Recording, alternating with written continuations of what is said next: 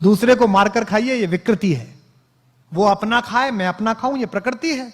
लेकिन वो खा सके इसकी चिंता करके मैं खाऊं, ये संस्कृति है।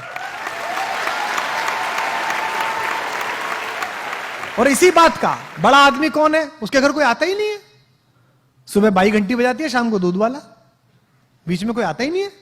मेरे पिताजी मेरे घर आते हैं तो वो लोगों से कहते हैं, बड़े खुश होते हैं, कहते हैं यार ये आदमी ठीक है, इसके यहाँ 10 आदमी चाय पीते हैं, 20 आदमी खाना खाते हैं, 5 आदमी सोते रहते हैं, ये ठीक है। मैं जोशी जी से असहमत हूं जो कह रहे हैं कि पहले शिक्षा लाइए। शिक्षा तो लाइए, लेकिन हिंदुस्तान की दुनिया की जितनी समस्याएं हैं वो किसने पैदा करी? आइए, शिक्षित लिखते हैं, अशिक्षित लिखते हैं और समस्या लिखते हैं। आइए, पहली समस्या बेरोजगारी, किसने पैदा करी भाई? शिक्षित लोगों ने क्या अशिक्षित लोगों ने? शिक्षित लोगों ने। गांव में सबके पास रोजगार था, गांव में सब लोगों के पास कुछ ना कुछ काम था। लकड़ी वाले के पास लकड़ी का काम था, जूते वाले के पास जूते का काम था, लोहे वाले के पास लोहे का काम था। सब एक दूसरे को भोजन दे रहे थे, सब एक दूसरे को अन्न दे रहे थे, सबका काम चल रहा था। आपने सुना गांव में कोई भूखा मर गया? नहीं मरा। ये शिक्षित लोगों ने पैदा की। प्रदूषण किसने पैदा किया? गांव में प्रदूषण देखा कभी? किसने पैदा किया? शिक्षित लोगों ने। इससे क्या तय होता है कि शिक्षा आपको कार दे सकती है, लेकिन लर्निंग आपको संस्कार दे सकती है। आपको तय करना है कि बिना संस्कार की कार लेनी है कि संस्कार सहित कार लेनी है। अधिकतम पूरी लड़ाई बिना संस्कार की कार लेने की है। यही कारण है कि हमने इस जीवन को कष्ट का साधन बना दिया है। दूध में यूरिया मिलाया जा रहा है। जो यूरिया मिला रहा है उसको शर्म लिहाज नहीं है कि किसी की किडनी में जाएगा तो किसी का पति, किसी का बेटा, किसी का सुहाग, किसी की राखी सुनी हो जाएगी। उसके खुद के घर में भी बेटी है, उसके खुद के घर में भी पुत्र है। वो सोच के देखे कि मेरे पुत्र को अगर ये यूरिया किडनी फेल कर दे और मेरा बेटा मर जाए तो कैसा लगे। नहीं, वो सोच ही नहीं रहा। उसको लगता है 1000 रुपए फालतू मिलने, थोड़ा सा यूरिया मिला दो। सब्जी वाला यही कर रहा है आपके साथ, अफसर आपके साथ यही कर रहा है, सरकारें आपके साथ यही कर रही हैं, नेता आपके साथ यही कर रहे हैं, क्योंकि हमने इस पूरे प्रोसेस को लर्निंग का बनाया ही नहीं है। हमने इस पूरे प्रोसेस को शिक्षा का बनाया है। और मैं आपसे निवेदन करता हूं कि शिक्षित हो जाइए, पढ़िए, खूब पढ़िए, रिसर्च करिए, इंजीनियर बन जाइए, डॉक्टर बन जाइए, आईएएस बनिए, पीसीएस बनिए, लेकिन लर्निंग सीखिए। कोई नासा नहीं गए थे वो गांव के लोग जो गौरैया को धूल में लेटते हुए बता देते थे कि आज पछुआ के साथ बादल आएंगे। उसने अनुभव से ये जाना था। तो इसका मतलब कुछ ज्ञान ऐसे हैं जो अनुभव से ही आते हैं। महिलाएं बैठी हैं, मातृशक्ति बैठी हैं, मातृशक्ति इस नगर का प्रतिनिधित्व करती हैं। लोग कहते हैं ना बच्चा पैदा हुआ, बच्चा पैदा नहीं हुआ, बच्चे के साथ एक और चीज पैदा हुई, मां पैदा हुई। उससे पहले वो भाभी थी, बेटी थी, बहन थी, मां नहीं थी। अब वो मां पैदा हुई है। मेरी पत्नी मेरी बेटी को डांटते हुए अक्सर कहती है, तू बनेगी ना मां तब पूछूंगी तुझसे। उसको लगता है खराब बात है। अरे ये सही बात है, क्योंकि उससे पहले वो सिर्फ बेटी थी, सिर्फ वो पत्नी थी, सिर्फ वो बहन थी। जिस बार पहली बार उस शिशु ने आकर किलकारी भरी, उस दिन मां को पता चला कि मैं मां हूं, मेरा बोध क्या है, मुझे जगना इसके अनुसार है, मुझे सोना इसके अनुसार है, मुझे इसका सब काम करना है। उस दिन से उसका बोध पैदा हुआ। तो जैसे आप ज्ञान के साथ यात्रा करते हैं, आपके मन में नई जिज्ञासा पैदा होती है, तो यकीन मानिए आप भी पैदा होते हैं, साथ साथ आप भी नए तरीके से पैदा होते हैं। जब आप कोई चीज पढ़ते हैं और आपको एकदम चेतना आती है कि यार क्या अद्भुत बात पढ़ी, तो ये मानिए कि थोड़ा सा जन्म आपका हुआ है। अब आपको तय करना है कि आपको अधूरा पैदा होना है कि पूरा पैदा होना है। आपको विकल दिव्य अंगों के साथ पैदा होना है कि संपूर्ण सुशोभित शरीर के साथ पैदा होना है। इसलिए पढ़िएगा तो ये सोच के मत पढ़िएगा कि ये पास करना है, ये सोच के पढ़िएगा कि मुझे ये जानना है, ये मेरी इच्छा है, ये मैं जानना चाहता हूं। अधिकांशतः हम जो पढ़ रहे हैं, हम ये पढ़ रहे हैं कि ये इतना है, इसको ऐसे करने से ऐसे हो जाएगा। इससे जीवन आगे नहीं जाएगा। गांव में मैं गया तो वो एक गांव के प्राइमरी स्कूल की पहली दूसरी क्लास की अंग्रेजी की किताब देखी, आपने भी देखी होगी। उसमें लिखा हुआ था जी फॉर जेंटलमैन। तो सामने कुछ चीजें बनी रहती है ना, अम्ब्रेला बना हुआ है ना, बना रहता है सब। बी फॉर बैलून, तो बैलून बना हुआ है। तो जी फॉर गर्ल एंड जेंटलमैन, तो एक लड़की बनी हुई और जेंटलमैन के नाम पर सूट पहने हुए एक आदमी बैठा हुआ, मतलब खड़ा हुआ, यानी कि जेंटलमैन है। जिसने सूट पहना वो जेंटलमैन है।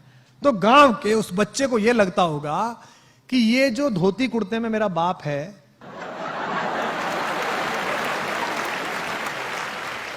ये जो खेत में जाता है, गुरु ये जेंटलमैन नहीं है। जेंटलमैन कौन है? जेंटलमैन पीडब्ल्यूडी का वो चोर क्लर्क है जो सूट में आता है रोज सुबह सुबह।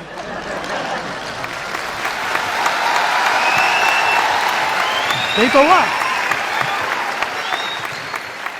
तो जेंटलमैन की परिभाषा क्या बनाई आपने? वस्त्र से बना दिया आपने। बच्चे के दिमाग में आरोपित कर दिया भाव कि जेंटलमैन होना मतलब कपड़े ऐसे पहनना।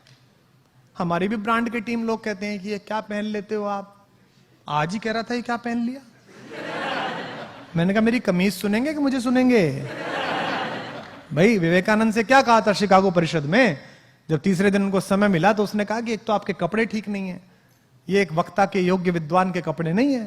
तो विवेकानंद ने कहा कि देवी जी मुझे क्षमा करें, मैं उस देश से आया हूं जहां मनुष्य चरित्र से बड़ा बनता है, कपड़ों से बड़ा नहीं बनता है। आपकी साधना कितनी है इससे बड़ा बनता है। क्योंकि हमारे तो सबसे बड़े साधक के पास कपड़े ही नहीं है। हमारा जो सबसे बड़ा तपस्वी है, जिसने इस लोक मंगल के लिए पूरी पृथ्वी का जहर अपने कंठ में धारण किया है, वो तो बिना वस्त्र के बैठ जाता है। एक मृगछाला लपेटी और बैठ गए अपना हिमालय पे, कैलाश पे, डमरू हाथ में ले लिया।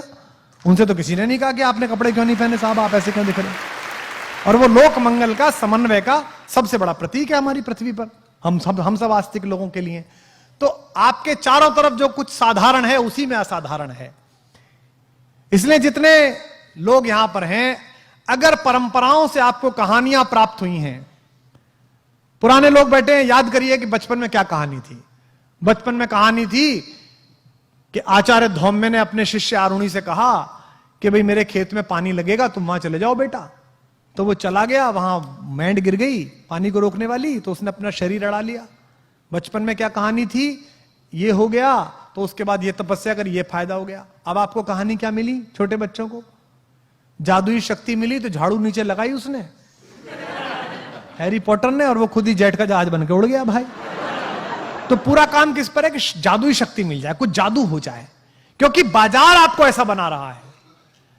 इस परिसर में बैठे हुए बच्चों, अपनी आर्थिक स्थिति पर बिल्कुल परेशान मत होना।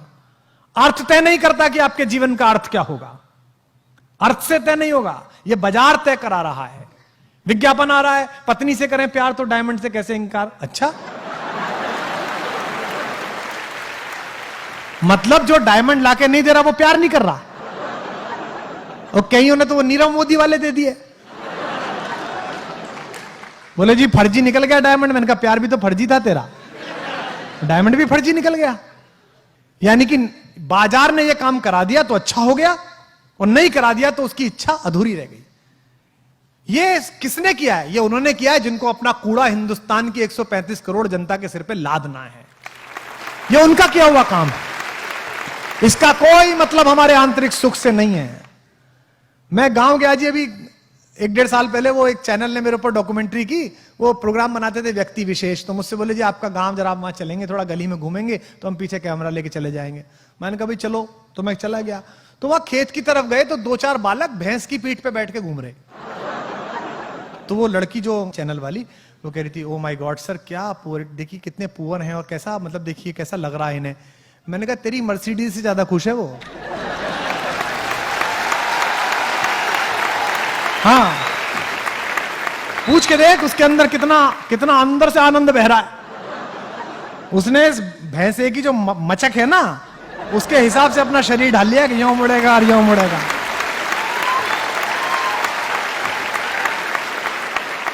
पर हमने बना लिया है। अंग्रेजी नहीं आती तो हमें, अरे क्यों, मुझे क्यों आएगी भाई। हिंदी खराब बोलते समय कभी गिलानी हुई, कभी शर्म लिहाज आई कि हिंदी खराब बोल रहा हूं? फिर अंग्रेजी खराब बोलते हुए गिलानी क्यों है? अरे मेरी भाषा नहीं है, मैं सीख रहा हूं, खराब ही बोलूंगा यार। अब अच्छी आ जाएगी तो बोल लूंगा, ना आएगी तो कौन सा प्रॉब्लम पड़ रही है भाई, ना आएगी तो क्या हो जाएगा। लेकिन ऐसा बना लिया है कि अंग्रेजी, जब तक आप अंग्रेजी जरूर सीखिए, बोल लीजिए। मेरे पास भी ग्रेजुएशन में थी, गोल्ड मेडल मिला मुझे, यूनिवर्सिटी टॉप की मैंने। मुझे भी अंग्रेजी बहुत पसंद है, शुरुआत की कविता अंग्रेजी में लिखी। पर आप देखो कि देसी के अंदर इतना अधिक कमतरी का भाव भर गया है, इतना अधिक इन्फीरिटी कॉम्प्लेक्स है। निज भाषा उन्नति है, सब उन्नति को मूल। आपको हिंदी बोलने में शर्म आती है, आपको बुंदेली बोलने में शर्म आती है, आपको इस महाकौशल की भाषा बोलने में शर्म आती है। और कितनी मधुर भाषा है, कितनी मीठी भाषा है इस पूरे क्षेत्र की। आप फोन करिए महापौर जी के घर पे, के हैं क्या मैडम? अब भाई तो इतनी हती है भाई, चली गई बाजार में।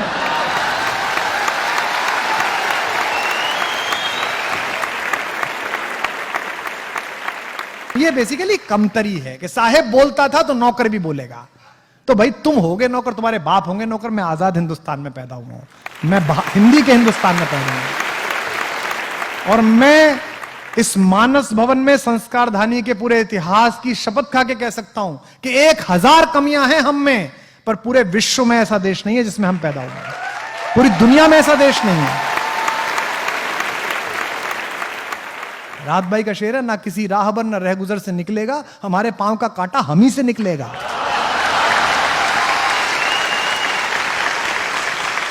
हम अपना काम कर लें। हिंदुस्तान कोई लाल किले का नाम नहीं है, हिंदुस्तान किसी पार्लियामेंट की बिल्डिंग का नाम नहीं है। 1/125 करोड़ हिंदुस्तान मैं हूं, 1/125 करोड़ हिंदुस्तान आप हैं।